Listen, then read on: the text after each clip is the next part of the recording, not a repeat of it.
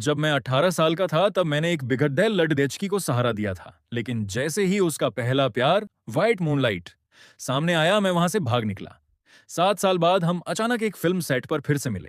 किनारे एक छोटी सी धूप लिटिल सन जैसी लड़की मिली, एक ऐसी लड़की जिसकी परवाह किसी को नहीं थी। मैंने उसे अपना सब कुछ देकर उसका दिल जीतने की कोशिश की, लेकिन मैं उसके बर्फीले दिल को कभी पिघला नहीं पाया। जब उसका पहला प्यार सामने आया तब मुझे एहसास हुआ वह स्वभाव से ठंडी नहीं थी, बस उसका प्यार और कोमलता मेरे लिए नहीं थी। जिस दिन मैंने उसे छोड़ने का फैसला किया मैंने उससे झूठ बोला। मैंने कहा कि मैं अभी वापस आता हूँ। वहां से जाने के बाद मैंने कभी अपना चेहरा नहीं दिखाया। 7 साल पलक झपकते ही बीत गए। हम अचानक एक फिल्म सेट पर मिले। वह जो अब एक बड़ी फिल्म स्टार बन चुकी थी अपने साथ काम कर रहे हीरो के पास खड़ी थी। अभी वापस आता हूँ। तुम आखिर कहाँ चले गए थे? घबराहट के मारे मेरी हथेलियों से पसीना छूटने लगा। बाइनिंग बिंग जो अब एक मशहूर फिल्म स्टार थी मेरे पीछे बस 5 मीटर की दूरी पर खड़ी थी। बस थोड़ा सा मुड़ते ही मेरा सामना उससे हो जाता। मिस बाई, अगला सीन एक एक्स बॉयफ्रेंड से दोबारा मिलने का है। कृपया पुराने लगाव और उसे न छोड़ पाने की हिचकिचाहट को दिखाए। बाइनिंग बिंग ने तिरस्कार भरी हंसी हंसते हुए नाक से आवाज निकाली। लगाव? मुझे नहीं लगता कि यह सही है। वह मेरा एक्स बॉयफ्रेंड है। अब उसे लगाव रखने जैसा कुछ भी नहीं बचा है।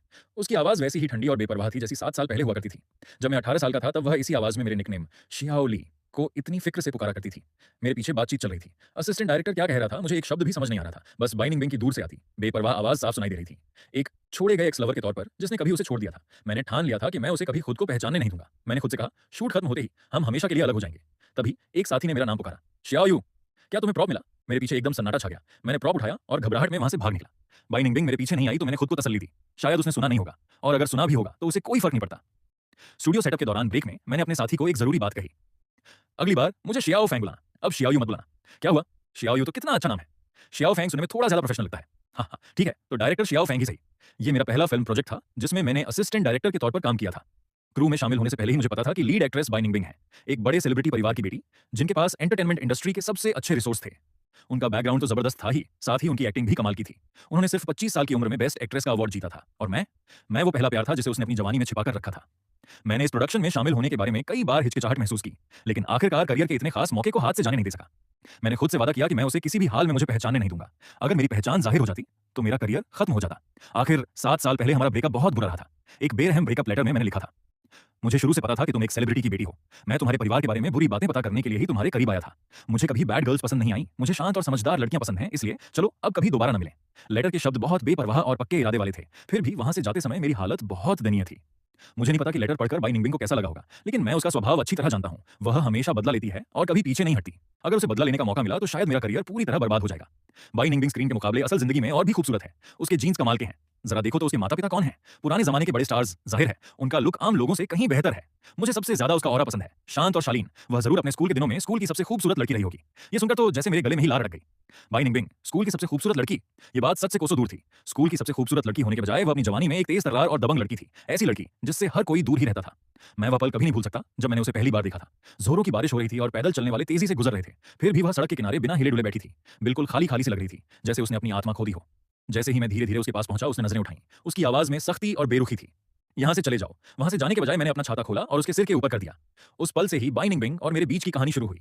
मैंने जोर से सिर हिलाया ताकि वे यादें मेरे दिमाग से निकल जाएं। स्टूडियो में बहुत शोर और अफरा तफरी थी, इसलिए मैं थोड़ी शांति के लिए सीढ़ियों की तरफ चला गया था। जैसे ही मैंने सीढ़ियों का दरवाजा खोला मैंने देखा कि बाई निंगबिंग अंधेरे में खड़ी थी और मुझे बेरुखी भरी नजरों से घूर रही थी। माहौल बिल्कुल वैसा ही था जैसा उस समय था, धुंधला और शांत। मैंने सिर झुका लिया ताकि बिना किसी का ध्यान खींचे निकल सकूं, लेकिन बाई निंगबिंग अचानक बोली और मुझे रोक लिया। तुम क्या काम करते हो? Assistant director. स्कूल से निकलते ही डायरेक्टर झांग का असिस्टेंट बनना? तुम सच में बहुत टैलेंटेड हो गए। धन्यवाद टीचर भाई। तुम्हारी उम्र क्या है? 25। हम दोनों एक ही उम्र के हैं, और फिर भी तुम मुझे टीचर कहते हो। असिस्टेंट डायरेक्टर भी आपको टीचर बाई कहती हैं। वह 43 साल की हैं, तो फिर से कहो, मुझे सुनने दो। मैंने हिम्मत जुटाई और कहा, टीचर बाई। अंधेरे में मैं उसके चेहरे के भाव साफ नहीं देख पा रहा था, लेकिन मुझे महसूस हुआ, भले ही बहुत हल्का सा, कि उसके होंठों के कोने ऊपर की ओर मुड़ रहे थे। वह एक ठंडी बेजान मुस्कान थी। मेरी रीढ़ की हड्डी में एक सिहरन दौड़ गई। फिर भी मैंने उम्मीद की एक किरण को थामे रखा। पक्का वह मुझे पहचान नहीं पाएगी। 7 सालों ने मुझे पूरी तरह बदल दिया था। मैं एक दुबले पतले बीमार दिखने वाले नौजवान से एक साफ सुथरे हैंडसम आदमी में बदल गया था जिसकी आज लोग तारीफ करते हैं। यहाँ तक कि मेरे अपने रिश्तेदारों ने भी मुझे मुश्किल से पहचाना था, और वह भी दिन के उजाले में। यहाँ अंधेरे में तो पहचानना और भी मुश्किल था।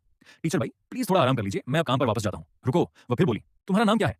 Fang Chen. क्या तुमने कभी कोई और नाम इस्तेमाल किया है? नहीं। बाई निंगबिंग लंबे समय तक चुप रही। मेरी पीठ पर तुरंत ठंडे पसीने की बूंदें आ गईं।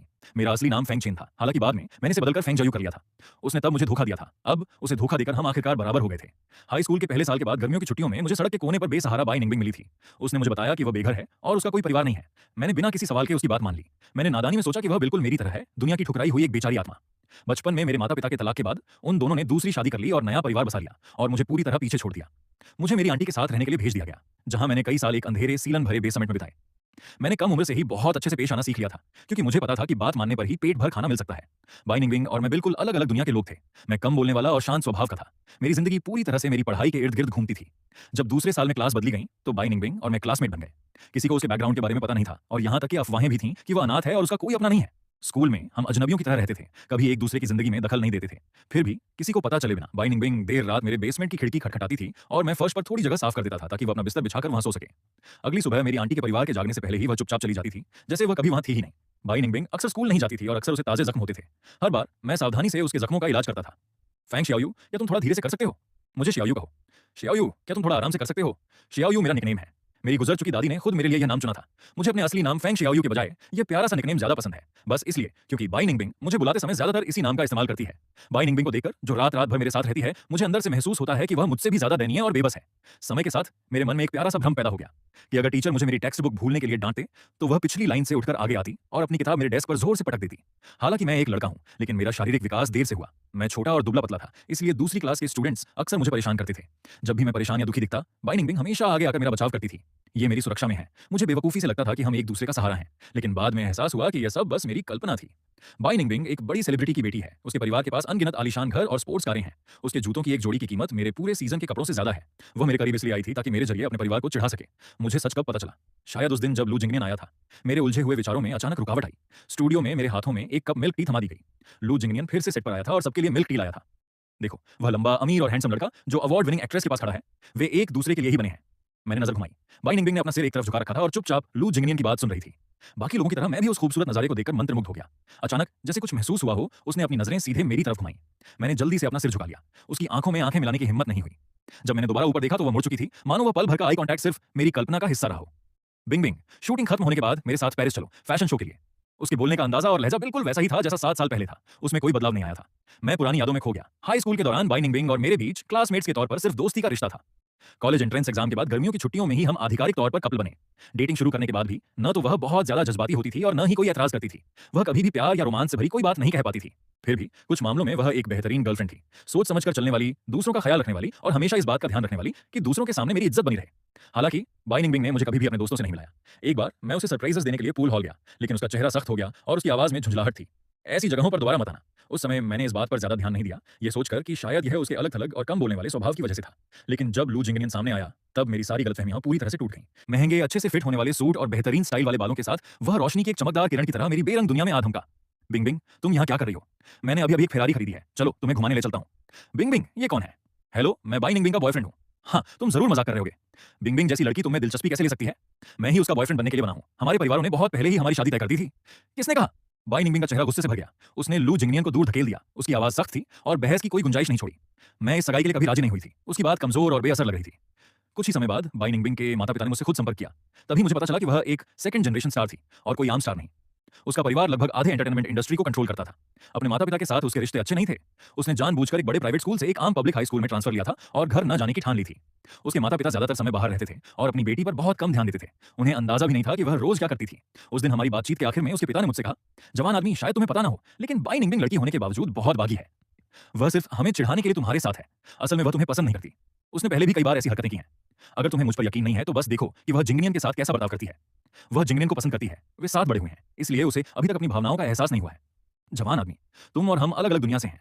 बाद में मुझे पता चला कि उसके पिता ने मुझसे झूठ नहीं बोला था। भले ही वह कहती थी कि वह उसे परेशान करने वाला लगता है। बाई निंगबिंग लू जिंगनियन के साथ बहुत सब्र से पेश आती थी। एक बार लू जिंगनियन मेरे गरीब होने का मजाक उड़ा रहा था, लेकिन जैसे ही बाई निंगबिंग वहां आई, उसने बेचारा और दुखी चेहरा बना लिया। बिंग बिंग, फांग जाओयू ने अभी कहा कि वो मुझे मारना चाहती है। फांग जाओयू, मैंने तुमसे कहा था कि उससे पंगा मत लो। उस पल मुझे समझ आया, बाई निंगबिंग में खिलने की क्षमता की कमी नहीं थी, बस वह मेरे लिए नहीं खिलना चाहती थी। अगस्त के आखिर में मैंने बाई निंगबिंग के माता-पिता की शर्तें मान लीं और उनकी आर्थिक मदद से विदेश पढ़ने चला गया। मेरे हालात को देखते हुए शायद विदेश में पढ़ने का यह मेरे जीवन का एकमात्र मौका था। जिस दिन मैं गया, मैंने बाई निंगबिंग से कहा कि मैं कुछ चॉकलेट खरीदना चाहता हूँ। बाई निंगबिंग ने बिना सोचे समझे सबसे महंगी चॉकलेट खरीदने के लिए अपना वॉलेट निकाला। मैंने उसे नहीं लिया। तुम्हारे पैसे की जरूरत नहीं है, मैं अभी वापस आता हूँ। मैं तुम्हारा इंतजार करूंगी। और फिर मैं कभी वापस नहीं आया। उसके माता-पिता की मांगों को मानते हुए मैंने एक बेरहम ब्रेकअप लेटर छोड़ा, जिससे उसकी बची खुची उम्मीद भी खत्म हो गई। ये पहला प्यार जो सिर्फ 3 महीने तक चला, पतझड़ आते ही चुपचाप मुरझा गया। मैंने अपना नाम बदल लिया और अपने हाई स्कूल के क्लासमेट से सारे संपर्क तोड़ लिए। मैं एक ऐसा इंसान था जिस पर किसी का ध्यान नहीं जाता था और मेरे साथी अक्सर मुझे परेशान करते थे। मैंने पढ़ाई के इस मुश्किल से मिले मौके को बहुत महत्व दिया और साथ ही वर्कआउट करना और अच्छे कपड़े पहनना भी सीखा। मेरा नाम और रूप दोनों बदल चुके थे और बाई निंगबिंग के माता-पिता ने जानबूझकर सब कुछ छिपा कर रखा था, इसलिए उसके लिए मुझे ढूंढ पाना नामुमकिन था। उसके लिए मैं मर चुका था, फिर भी मुझे उसके बारे में बहुत सी खबरें मिलती रहती थीं। मेरे जाने के बाद उसने दोबारा एंट्रेंस एग्जाम देने का फैसला किया। उसका एडमिशन बीजिंग फिल्म एकेडमी में हो गया और उसने शोबिज में डेब्यू किया। उसका करियर बहुत आसानी से आगे बढ़ा। कैमरे के सामने वह शांत और ग्रेसफुल लगती थी और उसकी प्यारी मुस्कान फैंस का दिल जीत लेती थी। वह वैसी बिल्कुल नहीं दिखती थी जैसी पहले फिल्मों की शौकीन लड़की हुआ करती थी। मुझे लगता है कि लोग बदलते हैं और मैं भी बदल गया था। काम का दिन खत्म हुआ और मेरे पूरे शरीर में दर्द हो रहा था, लेकिन मेरे साथी पूरी तरह से जोश से भरे हुए लग रहे थे। अरे वाह, वह इसमें कितनी शानदार लग रही है। देखो, बाई निंगबिंग की नई कैंडिड तस्वीरें वह ट्रेंड कर रही है। मैंने एक नजर डाली। एक कैंडिड तस्वीर पर गर्मा गर्म बहस हो रही थी। इस सीन में बाई निंगबिंग अपने एक्स से टकराती है। उसकी आंखों के भाव देखो, कमाल के हैं। उसने फीमेल लीड के किरदार में जान डाल दी है। तस्वीर में बाई निंगबिंग चुपचाप सामने देख रही है। उसकी हर हरकत सधी हुई और गरिमापूर्ण है। फिर भी उसकी आंखों में एक लाल लौ जल रही है, जंगली और बेकाबू। लेकिन जिस चीज ने मुझे सच में चौंका दिया वह फ्रेम का किनारा था। बैकग्राउंड में धुंधली सी आकृति, ठीक वहीं जहां उसकी नजर टिकी थी, वह मैं था। अगले दिन शूटिंग फिर से शुरू हुई, लेकिन मेल लीड का एक्सीडेंट हो गया और उसे अस्पताल जाना पड़ा। यह मेल और फीमेल लीड के बीच एक अहम सीन था। बर्बाद करने के लिए कोई समय नहीं था। डायरेक्टर परेशान थे और आखिरकार उन्होंने स्टैंड इन का इस्तेमाल करने का फैसला किया ताकि वे पहले बाई निंगबिंग के हिस्से की शूटिंग कर सकें। बाई निंगबिंग खुद स्टैंड इन चुनना चाहती थी। मैं भीड़ के बिल्कुल किनारे खड़ी थी। उनकी नजर मुझ पर पड़ी। इसे मुझे जल्दी है। डायरेक्टर ने कोई आपत्ति नहीं की और मुझसे जल्दी से मेल लीड के कपड़े पहनने को कहा। मुझे बस अपनी पीठ दिखानी थी, लेकिन मेकअप आर्टिस्ट ने फिर भी मेकअप किया ताकि कैमरे पर कुछ भी अजीब न लगे। जब मैं बाई निंगबिंग के सामने खड़ी हुई तो वह कुछ पल के लिए हैरान रह गई। उन्होंने पूछा कि क्या मैं नर्वस हूं। मैंने पहले कभी एक्टिंग नहीं की थी। तुम्हें एक्टिंग करने की जरूरत नहीं है, बस सुनो, उन्होंने कहा। थोड़ी देर रुककर उन्होंने कहा, रिलैक्स करो। अगर तुम नर्वस होगी तो तुम्हारा शरीर अकड़ जाएगा और यह फिल्म में नेचुरल नहीं लगेगा। ठीक है, मैं शांत होने के लिए गहरी सांस लेती हूँ। धन्यवाद भाई। जब कैमरा थोड़ी देर में मेरी तरफ घूमेगा तो बस मेरे डायलॉग सुनना। और वह बात कहते कहते रुक गई। मैंने ऊपर उनकी तरफ देखा। और क्या? और मेरी चॉकलेट्स कहाँ हैं? उन्होंने हर शब्द साफ साफ कहा। उनकी आंखों में भावनाओं की गहराई दिख रही थी जो इतने सालों में जरा भी कम नहीं हुई थी। उन्होंने धीरे से अपना हाथ बढ़ाया। शियाओयू, 7 साल हो गए हैं। तुमने अब तक तो उन्हें खरीद ही लिया होगा, है ना? अब तो मैं गई। ये मेरा पहला ख्याल था। बाई निंगबिंग ने शायद मुझे शुरू से ही पहचान लिया था। इत्तेफाक से इस सीन में फिल्म की हीरोइन लंबे समय के बाद हीरो के सामने अपने दिल की बात कह रही थी। एक पल के लिए मुझे लगा कि काश वो बातें मुझसे कह रही होती, लेकिन ऐसा कैसे हो सकता था? असल में बाई निंगबिंग ने मुझसे कभी प्यार की बात नहीं की थी। शूट के बाद डायरेक्टर ने मुझे थम्स अप दिया। श्याओ फैंग, तुम में एक्टिंग का हुनर है। अभी तुम्हारी आंखों में बिल्कुल सही भावनाएं झलक रही थीं। क्या ऐसा हो सकता था कि हम दोनों बस जैसे हैं वैसे ही पेश आ रहे थे? अगले कुछ सीन्स के लिए बाई निंगबिंग ने खास तौर पर मेरे साथ काम करने की इच्छा जताई। इससे मुझे बहुत सिरदर्द हो गया। वह इतने सारे पेचीदा मामलों में शामिल थी कि डायरेक्टर भी उसे नाराज करने का जोखिम नहीं उठा सकते थे। अगर ऐसे समय में मुझे काम पर रखना बदला लेने जैसा नहीं है तो फिर क्या है? मेरा प्रमोशन हुआ था, आमतौर पर होने वाले प्रमोशन के स्टेप्स को छोड़कर असिस्टेंट से असिस्टेंट डायरेक्टर, और वो भी खास तौर पर बाई निंगबिंग की पर्सनल असिस्टेंट डायरेक्टर के तौर पर। मुझे दिन में 18 घंटे उसके आसपास ही रहना पड़ता था और मैं असिस्टेंट डायरेक्टर के काम से कहीं ज्यादा काम करती थी। जैसे जब भी भारी प्रॉप्स को इधर उधर करना होता था और मैं मदद के लिए अपनी आस्तीनें ऊपर चढ़ाती थी तो बाई निंगबिंग मुझे रोक देती थी। जाओ, मेरे लिए मिल्क टी ले आओ। सिर्फ मिल्क टी ही नहीं, वह कई तरह के स्नैक्स भी मंगवाती थी। डिलीवरी का ऑप्शन होने के बावजूद वह जिद करती थी कि मैं खुद जाकर उन्हें लाऊं। वैसे मेरे साथी मुझसे जलते भी थे क्योंकि काम के समय मुझे बाहर घूमने फिरने का मौका मिलता था, लेकिन जब तक मैं स्नैक्स लेकर वापस आती तब तक अक्सर बाई निंगबिंग का मन बदल चुका होता था और उसे उनकी जरूरत नहीं रहती थी। उनके साथ काम करते हुए सिर्फ 1 हफ्ते में ही मेरा वजन बढ़ गया था। धीरे धीरे मेरे साथियों को भी उत्सुकता होने लगी। क्या वह जानबूझकर तुम्हारे लिए वो स्नैक्स खरीदती है? बिल्कुल नहीं, लेकिन वह तुम्हारे साथ सच में बहुत नरमी बरतती है। बाई निंगबिंग सख्त है। आखिर उनकी कंपनी ने ही इस प्रोडक्शन में निवेश किया है। उन्होंने तुमसे पहले हर असिस्टेंट डायरेक्टर को खूब डांटा फटकारा है, फिर भी उन्होंने तुम्हें एक बार भी नहीं डांटा। ये सच नहीं है। मैं बस किस्मत वाली हूं कि वह मुझे परेशान नहीं करती। मैंने साफ इनकार कर दिया। सेट पर फैल रही अफवाहें आखिरकार लू जिंगनियन के कानों तक पहुंच गईं। लू जिंगनियन दौड़ कर आए। तो तुम बिंगबिंग की नई असिस्टेंट हो? मैंने उन्हें सही किए बिना नहीं रह सकी। असिस्टेंट डायरेक्टर, क्या इतनी कम उम्र की कोई लड़की सच में यह काम संभाल सकती है? यंग मास्टर जी, कृपया किसी को सिर्फ उसके बाहरी रूप से ना आंकें।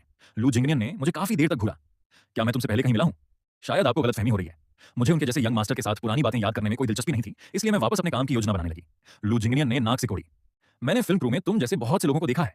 ये मत सोचो कि सिर्फ इसलिए कि बिंगबिंग तुम्हें अहम जिम्मेदारियां दे रही हैं तुम्हें आगे बढ़ने का मौका मिल जाएगा। मेरी सलाह है कि अपनी औकात में रहो, वरना जब तुम्हारा दिल टूटेगा तो बहुत देर हो चुकी होगी। तुम क्या कह रहे हो? तुम थोड़े बहुत बिंगबिंग के एक्स बॉयफ्रेंड जैसे दिखते हो। ये कहने के बाद लू जिंगनियन मेरे रिएक्शन का इंतजार करने लगे। उन्हें उम्मीद थी कि मैं हैरान या परेशान हो जाऊंगी, लेकिन मैं बस उलझन में उन्हें देखती रही। तो वह तुम्हें इसलिए इस्तेमाल कर रही है क्योंकि तुम एक स्टैंड इन हो, न कि इसलिए कि वह सच में तुम्हारे टैलेंट की तारीफ करती है। बिंगबिंग उस आदमी से नफरत करती है, इसलिए ज्यादा घमंड मत करो। मैंने अपना काम छोड़ दिया और मुस्कुराते हुए उनकी तरफ देखा। अगर वो उससे नफरत करती है तो स्टैंड इन क्यों ढूंढ रही है? ये तो अजीब बात है। लू जिंगनियन चुप हो गए, लेकिन उनके जाने के बाद भी मेरा मन शांत नहीं हो पा रहा था। बाई निंगबिंग मुझसे नफरत करती है, जैसा मैंने सोचा था। उस शाम बाई निंगबिंग ने अचानक मुझे मैसेज किया और कुछ दवा लाने को कहा। इस बात को ध्यान में रखते हुए कि फीमेल लीड को नाराज नहीं करना चाहिए, मैंने दवा खरीदी और उसे उसके पास ले गई। मुझे लगा कि बाई निंगबिंग बस मुझे परेशान करने की कोशिश कर रही है, लेकिन वह सच में बीमार थी। मटर के दाने जितने बड़े पसीने की बूंदें उसके माथे से टपक रही थीं। अजीब बात है, बाई निंगबिंग को कभी पेट की तकलीफ नहीं होती थी। क्या हुआ? पेट में दर्द है। तुम्हारा असिस्टेंट कहाँ है? वह शहर गया था और समय पर वापस नहीं आ पाया। अजीब बात है, बाई निंगबिंग को कभी पेट की तकलीफ नहीं होती थी। तुम्हारे पेट को क्या हुआ? वह साल जब मैं हाई स्कूल का आखिरी साल दोबारा कर रहा था, मैंने ठीक से खाना नहीं खाया। तुमने खाना क्यों नहीं खाया? उसने आधी बंद पलकों से मेरी तरफ देखा। किसी ने मेरे लिए खाना नहीं बचाया था। इससे मुझे वे दिन याद आ गए जब बाई निंगबिंग आती थी और जमीन पर बिछी चटाई पर सो जाती थी। मैं हमेशा उसके लिए थोड़ा खाना बचाकर रखता था। जब तक मैं अपना होमवर्क खत्म करता वह सारा खाना चट कर जाती थी। उसका जिद्दी स्वभाव अब भी वैसा ही था। मैंने देखा कि मेज पर खाने की कई डिशेज रखी थीं जो अभी भी गर्मा-गर्म थीं। जब मैं पहली बार आया तो मेरे पेट में दर्द था, इसलिए मैं खा नहीं पाया। खाना बर्बाद हो गया। मैं रोज फिल्म क्रू के बेंटो बॉक्स खाती हूँ, उसने बेपरवाही से कहा। तुम खा लो वरना ये बर्बाद हो जाएगा। अगर तुम नहीं खाना चाहते तो बस इसे मेरे लिए फेंक देना। मैंने डिस्पोजेबल चॉपस्टिक्स की एक जोड़ी अलग की और मेज पर बैठ गया। मैं चुपचाप खाता रहा। कमरा भी शांत था। मुझे लगा कि बाई निंगबिंग सो गई है, लेकिन जब मैंने अपना सिर घुमाया तो वह मुझे देख रही थी। उसके होंठों के कोनों पर अभी भी हल्की मुस्कान थी, लेकिन जैसे ही हमारी नजरें मिली, मुस्कान गायब हो गई। वह वापस अपने उसी पुराने अंदाज में आ गई, जैसे पूरी दुनिया की उस पर कोई उधारी हो। वह जरा भी नहीं बदली थी। हम हमेशा की तरह चुप रहे। हम में से किसी ने कुछ नहीं कहा। जब मैं जाने ही वाला था तभी बाई निंगबिंग अचानक बोली, लू जिंगलियन के साथ मेरा कोई रिश्ता नहीं है। मैंने पहले ऐसा नहीं किया, ना अब करती हूं और भविष्य में भी कभी नहीं करूंगी। मैंने विनम्रता से सिर हिलाया। लेकिन टीचर बाई, अब मुझे कोई फर्क नहीं पड़ता। मेरी उस बात से बाई निंगबिंग कई दिनों तक नाराज रही। इससे कोई फर्क नहीं पड़ा। वैसे भी फिल्मिंग लगभग पूरी हो चुकी थी, लेकिन शूटिंग खत्म होने से कुछ दिन पहले ही एक गंभीर हादसा हो गया। हम एक नाव पर सीन शूट कर रहे थे। हवा तेज चल रही थी और साउंड रिकॉर्डिस्ट वॉशर रूम गया हुआ था। मैंने उसका काम संभाल लिया। डेक के किनारे खड़ी होकर मैंने एक बूम माइक्रोफोन पकड़ा हुआ था जो मुझसे भी लंबा था। मेरा संतुलन बिगड़ रहा था और मैं लड़खड़ा रही थी। अचानक हवा का तेज झोंका आया। मेरा पैर फिसला और मैं नाव से नीचे गिर गई। नीचे का पानी बहुत खारा था और मुझे तैरना नहीं आता था। उस अफरा तफरी के बीच मैंने किसी के जोर से चिल्लाने की आवाज सुनी। शियाओयू, बाई निंगबिंग मेरे पीछे पीछे पानी में कूद पड़ी। उन्होंने मुझे कसकर पकड़ लिया, जैसे वे मुझे कभी छोड़ेंगे ही नहीं। उसके बाद मुझे कुछ भी याद नहीं रहा। जब मैं उठी तो एक अनजान कमरे में थी। बिस्तर के पास हाथ से लिखा एक नोट रखा था। ये मेरी जगह है। ये सेट से दूर नहीं है। मैंने तुम्हारे लिए कुछ समय की छुट्टी का इंतजाम किया है। कुछ दिन आराम करो। अगर तुम्हें कपड़े बदलने हो तो वॉक इन क्लोजेट में पुरुषों के कपड़े रखे हैं, जो मैंने अभी अभी किसी से मंगवाए हैं। वह लिखावट साफ तौर पर बाई निंगबिंग की थी। कई एक्टर्स के घर शूटिंग वाली जगह के पास थे और बाई निंगबिंग का भी घर वहीं था। मुझे याद आया कि मैंने गॉसिप कॉलम में पढ़ा था कि वह ज्यादातर समय यहीं रहती थी। घर एकदम साफ सुथरा था। मैं वॉक इन क्लोजेट में गई और सबसे पहले मेरी नजर एक काले छाते पर पड़ी। ये वही छाता था जो मैंने इतने साल पहले बाई निंगबिंग के लिए पकड़ा था। ये पुराना था और अच्छी क्वालिटी का नहीं था, फिर भी इसे वॉक इन क्लोजेट के बीचों बीच रखा गया था। मुझे अचानक वह जोरदार बारिश वाला दिन याद आ गया। मैंने इस छाते का इस्तेमाल हमें तेज तूफान से बचाने के लिए किया था। बाई निंगबिंग मुझे दूर भेजने की कोशिश करती रही थी। पता नहीं मुझ में हिम्मत कहां से आई, लेकिन मैंने उनकी चोट देखने के लिए उनकी आस्तीन पीछे खींची। वह कुछ बुरा भला कहना चाहती थी, लेकिन उन्होंने खुद को रोक लिया। अच्छी बात यह थी कि अस्पताल जाने की जरूरत नहीं पड़ी। यहीं रुको, मैं दवा लेकर अभी वापस आती हूँ। मैंने छाता उनके हाथों में थमा दिया। 10 मिनट बाद मैं वापस लौटी। मैं दवा और कुछ खाना भी ले आई थी। तेज बारिश की वजह से मुझे नींद आने लगी थी। वह खामोशी से मुझे देखती रही। उस दिन के बाद बाई निंगबिंग ने मुझसे कभी कोई कड़वी बात नहीं कही। मुझे बाद में पता चला कि उस दिन उन्हें सच में गहरा सदमा लगा था। उससे पहले उनकी जिंदगी से जाने के बाद कोई कभी वापस नहीं आया था। मैं पहली थी। वह याद धुंधली हो गई। मुझे कुछ कपड़े मिले और मैंने कपड़े बदलना शुरू कर दिया, लेकिन इससे पहले कि मैं अपना टॉप पहन पाती, अलमारी का दरवाजा अचानक खुल गया। बाई निंगबिंग और मैंने एक दूसरे को देखा। ये थोड़ा अजीब था। मुझे कपड़े बदलने देने के लिए वह तुरंत बाहर चली गई। तुमने कोई आवाज नहीं की? मुझे लगा तुम फिर से चली गई हो। मुझ पर गुस्सा मत करो। बाई निंगबिंग चौंक गई और उसका गुस्सा तुरंत गायब हो गया। यह बात हमेशा कमाल का असर करती थी। जब भी बाई निंगबिंग को गुस्सा आता, मैं बस इतना कहती, मुझ पर गुस्सा मत करो, मजबूती से लेकिन प्यार से। मुझे उम्मीद नहीं थी कि यह अभी भी काम करेगा। मैंने अभी तक तुम्हें दोष भी नहीं दिया है। वॉक इन क्लोजेट में आने से पहले तुमने दरवाजा क्यों नहीं खटखटाया? मुझे नहीं पता था कि तुम वहां हो। उसका चेहरा शर्म से लाल हो गया। मैंने कुछ नहीं दिखा। अगर तुम नाराज हो तो मैं माफी मांग सकती हूँ। मुझे माफ कर दो। मुझे पहले ही एहसास हो गया था कि भले ही बाई निंगबिंग का स्वभाव जिद्दी और सख्त था, फिर भी वह कुछ मामलों में हैरानी की हद तक मासूम थी।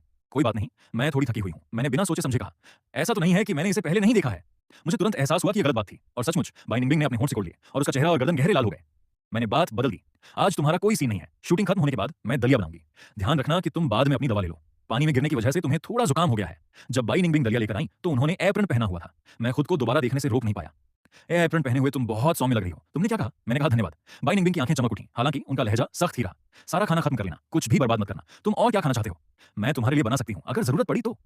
खुद को तकलीफ देने की जरूरत नहीं है, तुम बस अपना काम करो। कल सुबह मेरा कोई सीन नहीं है, इसलिए मैं आज रात सेट पर वापस नहीं जा रही हूँ। मेरे पास सामग्री तैयार करने का समय है। और हाँ, तुम आज रात यहीं सो, मैं गेस्ट रूम में चली जाऊंगी। गेस्ट रूम में कोई अतिरिक्त बिस्तर नहीं है। अगर तुम बीमार हो तो बस बिस्तर पर आराम करो, खुद को थकाओ मत। बाई निंगबिंग ने फर्श की ओर इशारा किया। पहले की तरह मैं फर्श पर बिस्तर लगा लूंगी। आधी रात को मेरा बुखार फिर से बढ़ गया। बाई निंगबिंग मुश्किल से ही सो पाई। वह बार बार मेरे लिए तौलिया बदलती रही। जब बुखार में होश ठीक नहीं रहता तो मतिभ्रम होना स्वाभाविक है। बेहोशी की हालत में मुझे लगा कि मैं वापस उस छोटे से बेसमेंट में हूँ। बाई निंगबिंग फर्श पर सो रही थी, मुझसे कुछ मीटर दूर, जैसे कि वह मर्यादा बनाए रखना चाहती हो। हमारे बीच एक मेज थी। मैंने देखा तो मुझे बस उसकी पतली पीठ दिखाई दी। एक बार बाई निंगबिंग बीमार पड़ गई थी, लेकिन उसने बिना कुछ कहे ही उसे सहने की कोशिश की। आधी रात को मुझे कुछ गड़बड़ महसूस हुई। जब मैं देखने के लिए उठा तो उसका माथा बहुत गर्म था। मुझे बुखार कम करने की दवा मिली और मैं उसका चेहरा पोंछता रहा। बाई निंगबिंग ने अचानक अपना हाथ बढ़ाया और मेरा हाथ कसकर पकड़ लिया और काफी देर तक पकड़े रही। ऐसा लग रहा था जैसे उसे डर हो कि मैं कहीं चला ना जाऊं। सो जाने के बाद ही उसने मेरा हाथ छोड़ा। ग्रेजुएशन से पहले उसके साथ मेरा यही सबसे करीबी संपर्क था। ज्यादातर समय हम अजनबियों की तरह रहते थे। स्कूल में बस एक दूसरे के पास से गुजर जाते थे। सुस्त और ऊँघते हुए मैंने पूरी रात अजीब सी हालत में बिताई। जब मैं अगले दिन उठा तो बाई निंगबिंग जा चुकी थी। उसे आखिरी समय में कुछ रीशूट के लिए बुलाया गया था, लेकिन वह टेबल पर खाना तैयार करके गई थी। ठीक बीच में चॉकलेट का एक डिब्बा रखा था, सबसे महंगी वाली।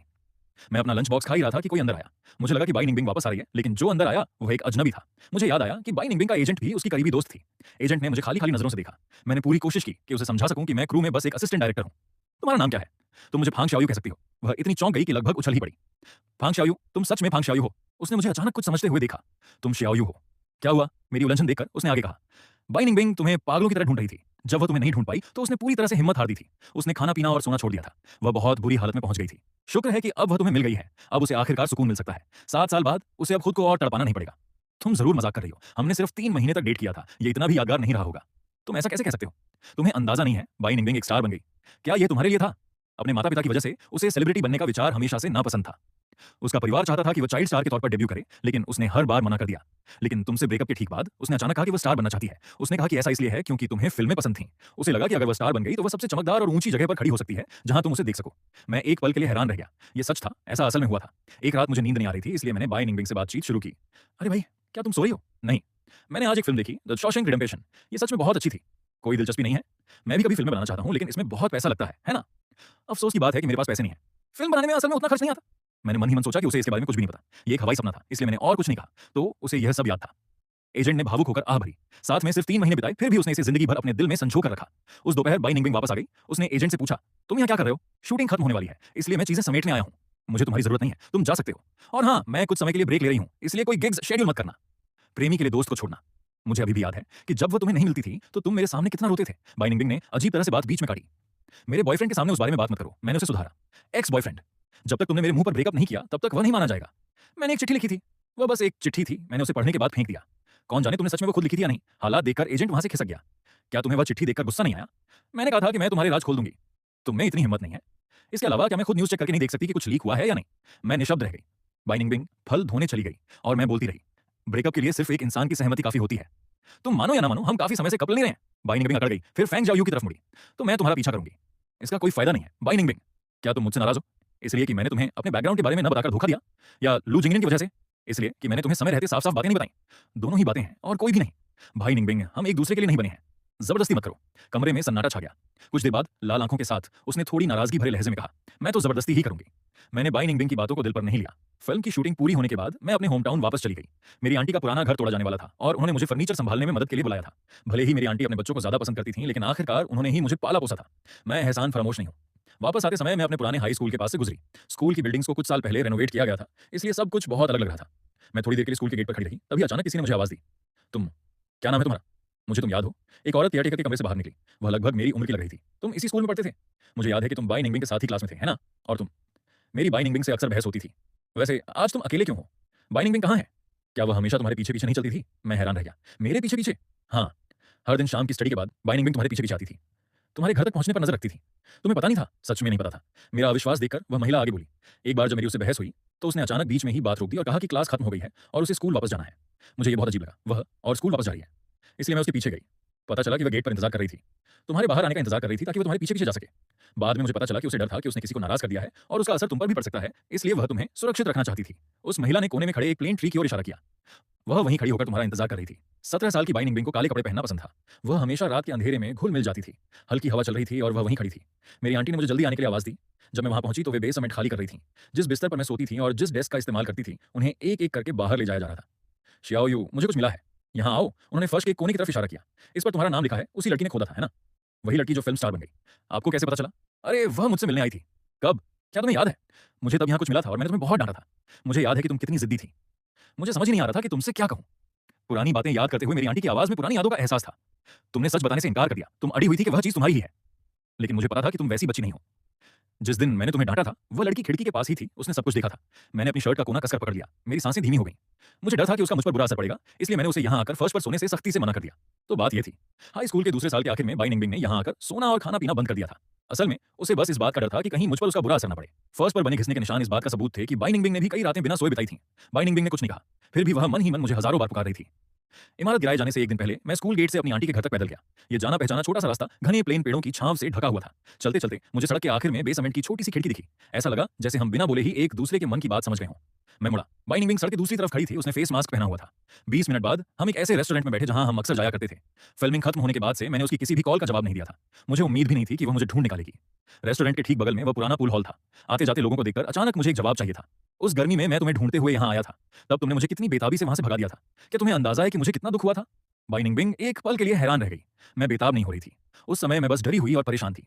वह पूल हॉल कोई अच्छी जगह नहीं थी। उस दिन मैं जिन लोगों से मिल रही थी वे भी अच्छे लोग नहीं थे।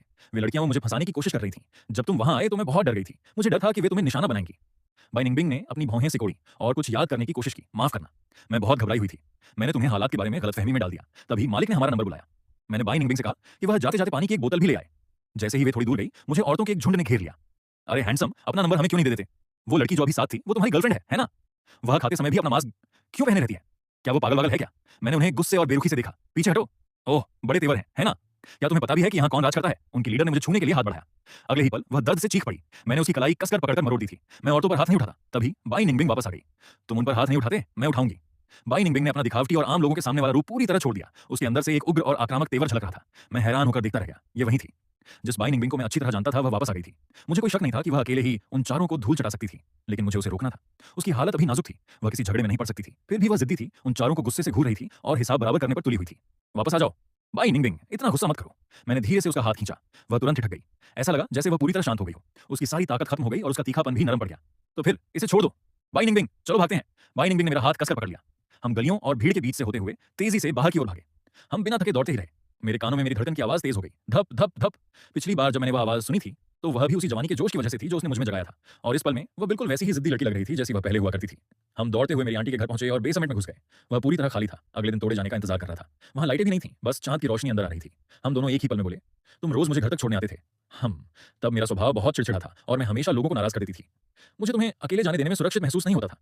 तो तुमने मुझे बताया क्यों नहीं? मैं ऐसा क्यों करती? तुम यूनिवर्सिटी की तैयारी कर रहे थे, तुम्हें अपनी पढ़ाई पर ध्यान देना था। बाकी सब मैंने संभाल लिया था। मैंने फर्श पर खुदे हुए शब्दों की ओर इशारा किया। तो इनका क्या मतलब है? इनका मतलब है मैं तुम्हें पसंद करती हूँ। मैं एक पल के लिए हैरान रह गया। जब हम 18 साल के थे तब तुमने कभी ऐसा नहीं कहा। बाई निंगबिंग ने अपनी नजरें झुका लीं और धीरे से कहा, क्योंकि तब मुझे पता नहीं था कि इसे कैसे कहें। बाई निंगबिंग का अतीत उलझा हुआ था। उसके माता पिता थे, फिर भी ऐसा लगता था जैसे वे नहीं है। वह भावनात्मक रूप से ठंडे माहौल में पली बड़ी थी। किसी ने उसे प्यार करना नहीं सिखाया और न ही किसी ने बताया कि उस प्यार को कैसे जाहिर करें। बाई निंगबिंग को लगता था कि बुलाए जाने पर हाजिर रहना और मुझ पर पैसे खर्च करना ही प्यार का इजहार है। जब मैंने अपनी भावनाएं जाहिर करने की पहल की तो वह सच में खुश थी, लेकिन प्यार या करीबी रिश्तों की आदत न होने के कारण वह बहुत शांत और अलग थलग दिखती थी। बाई निंगबिंग ने आईने के सामने मैं तुम्हें पसंद करती हूँ कहने की प्रैक्टिस की थी, लेकिन यह अजीब लग रहा था। वह इसे कह नहीं पाई, इसलिए उसने इसे लिखकर बताने का फैसला किया। उसने दूसरी लड़कियों की तरह कागज के 1000 क्रेन पक्षी बनाए और हर एक के अंदर मैं तुम्हें पसंद करती हूँ लिखा। उसने उन्हें मेरे जन्मदिन पर देने का प्लान बनाया था। अफसोस वह दिन कभी नहीं आया। बाद में उसने फिल्मों में काम किया और अलग अलग तरह की जिंदगी जी। आखिरकार उसने अपनी बात कहना सीख लिया, लेकिन जिस इंसान को वह बताना चाहती थी वह जा चुका था। थोड़ी देर की खामोशी के बाद मैंने पूछा, तो लू जिंगनियन के बारे में क्या? मैंने उसके साथ अच्छा बर्ताव किया क्योंकि उसने एक बार मेरी जान बचाई थी। क्या? जब मैं छोटी थी तो मेरे माता पिता मुझ पर ध्यान नहीं देते थे, लेकिन वह हमेशा मेरे साथ खेलने आता था। एक बार मुझे बुखार था। सबसे पहले उसे ही पता चला। उसने रोकर और हंगामा करके बड़ों का ध्यान अपनी ओर खींचा। तभी उन्हें पता चला कि मैं बीमार हूँ। डॉक्टर ने कहा, अगर तुम थोड़ी और देर से आते तो मेरा दिमाग ही फट जाता। तभी से मैंने वादा किया कि मैं उसे बड़े भाई की तरह मानूंगी और उसका अच्छे से ख्याल रखूंगी। और इतने सालों तक मैंने सच में उसे भाई ही माना है। लेकिन उस गर्मी में जो हुआ उसके पीछे एक छिपी हुई वजह थी। लू जिंगनियन ने धमकी दी कि अगर मैं उसे अपने साथ नहीं ले गई तो वह मेरे माता पिता के पास जाकर मेरी बुराई करेगा, जिससे वे मुझसे नफरत करने लगेंगे। मेरे माता पिता हमेशा लू जिंगनियन पर भरोसा करते थे। अगर वह सच को तोड़ मरोड़ कर बताता तो मेरे लिए बहुत बुरा होता। इसके अलावा मुझे अपने माता पिता के स्वभाव पर भरोसा नहीं था। अगर वे अपना गुस्सा मुझ पर निकालते तो हो सकता है कि वे चुपके से मेरा नुकसान कर देते।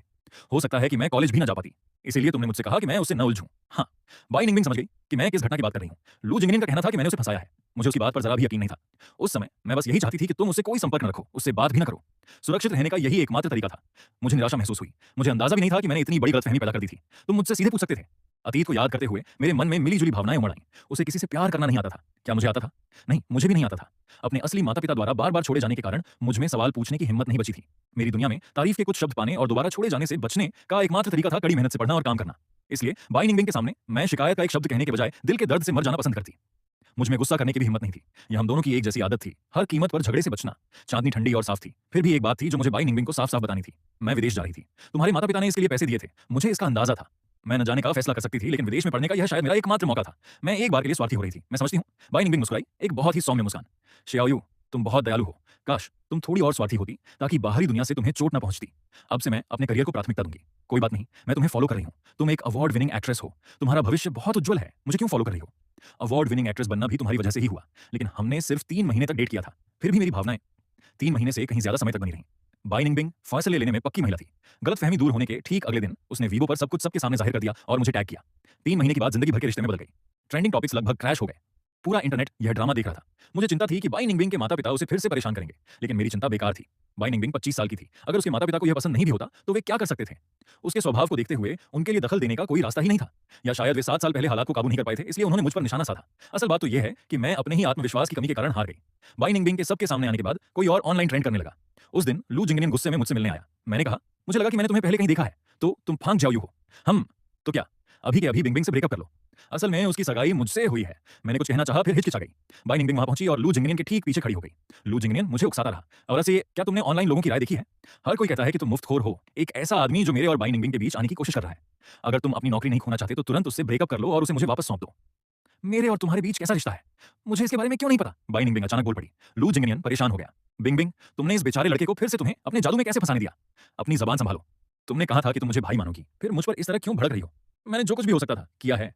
एक भाई को किसी और तरह के रिश्ते के बारे में नहीं सोचना चाहिए, वरना हम दोस्त भी नहीं रह पाएंगे। लू जिंगनियन से पहले कभी किसी ने इस तरह बात नहीं की थी। वह गुस्से से भर गया। भाई निंगबिंग, तुम पूरी तरह से उसके जादू में फंस गई हो, है ना? मैं एक प्रेस कॉन्फ्रेंस करने जा रहा हूं, बस इंतजार करो। इस बात को नकारा नहीं जा सकता कि वह औरतों के सहारे जीने वाला आदमी है। सबसे पहले हमारे बीच सगाई का कोई लिखित सबूत नहीं है। मैंने कई बार सबके सामने उन मजाकों को नकारा है जो हमारे माता पिता ने किए थे। दूसरी बात, अगर तुमने ऐसा करने की हिम्मत की तो मुझ पर कोई रहम न करने का इल्जाम मत लगाना। लेकिन वह बेचारा लड़का तुम्हारे लायक बिल्कुल नहीं है। बाई निंगबिंग ने अचानक उसे थोड़ी दया भरी नजरों से देखा। बेचारा, बेचारा, तुम बस यही बातें करते रहते हो। लू जिंगनियन, क्या तुमने कभी सच में किसी को पसंद किया है? जरूर, मैं तुम्हें पसंद करता हूं। नहीं, ऐसा नहीं है। क्या होता अगर मेरा सरनेम बाई ना होता?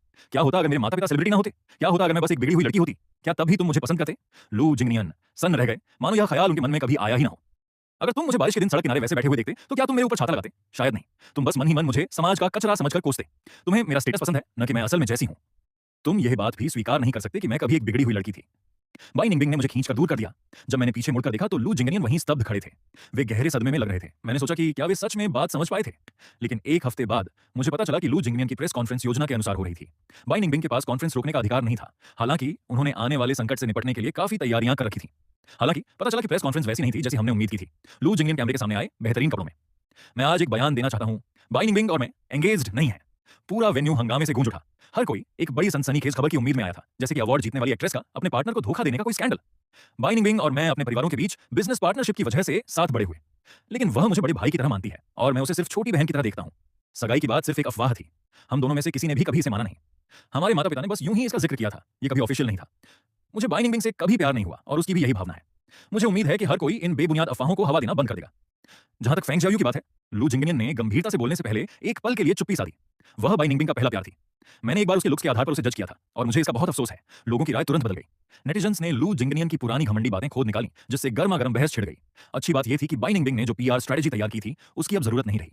मैं पूरी तरह हैरान थी। उसने अचानक अपना रुख क्यों बदल लिया था? बाई निंगबिंग मुस्कुराई। अगर मैंने अपना रवैया नहीं बदला होता तो हमारे परिवार बिजनेस पर बात भी नहीं कर पाते। अब बाई निंगबिंग का अपने परिवार में सबसे ज्यादा दबदबा था। वह फैमिली बिजनेस की इंचार्ज भी थी। पार्टनरशिप की खातिर लू जिंगनियन को पीछे हटना पड़ा था। 6 महीने बाद बाई निंगबिंग के पिता बीमार पड़ गए और अपना करियर जारी नहीं रख सके। उसकी मां ने भी घर पर रहकर उसकी देखभाल करने के लिए अपने ज्यादातर काम छोड़ दिए थे। इसके उलट बाई निंगबिंग का करियर बहुत अच्छा चल रहा था और उसने पूरी ताकत अपने हाथों में ले रखी थी। घर के बड़े बुजुर्ग अब उसके किसी भी फैसले में दखल नहीं दे सकते थे। मन बदलने या शायद एक नई समझ आने के बाद बाई निंगबिंग बिल्कुल अलग इंसान लग रही थी। वह अतीत की कमियों को पूरा करने के लिए बेताब थी। उसके वीबो पर आधा कंटेंट मेरे बारे में होता था। जब भी वह किसी शो में आती तो मेरा जिक्र जरूर करती। मैं पहले एक बिगड़ैल लड़की हुआ करती थी। मेरे पति ने ही मुझे अंधेरे से बाहर निकाला और उम्मीद की एक किरण दिखाई। लेकिन कुछ असर अभी भी बाकी थे। जब भी उसे मैं नहीं मिलता तो बाई निंगबिंग घबरा जाती। उसे डर लगता कि कहीं मैं फिर से छोड़कर न चला जाऊं। कभी-कभी आधी रात को जागने पर वह मुझसे कसकर लिपट जाती, मुझे जाने नहीं देती और बार-बार मेरा नाम जाओयू पुकारती रहती। बाहरी दुनिया के लिए वह एक कूल और अलग-थलग रहने वाली फिल्म स्टार थी, लेकिन मेरे साथ वह लाड प्यार और नखरे दिखाना पसंद करती थी। उसे बार-बार मेरा नाम पुकारते हुए सुनकर मुझे धूल में दबी व लिखी हुई बात याद आ जाती थी। जब मैं 27 साल का था तब मैं और बाई निंगबिंग अपने कॉलेज वापस गए। जवानी मौसम की तरह होती है, एक पीढ़ी के बाद दूसरी पीढ़ी आती है। हमेशा युवा लोग होते हैं और हमेशा ऐसे लोग भी होते हैं जो दिल की धड़कनों या भावनाओं का सामना करते समय उलझन में पड़ जाते हैं।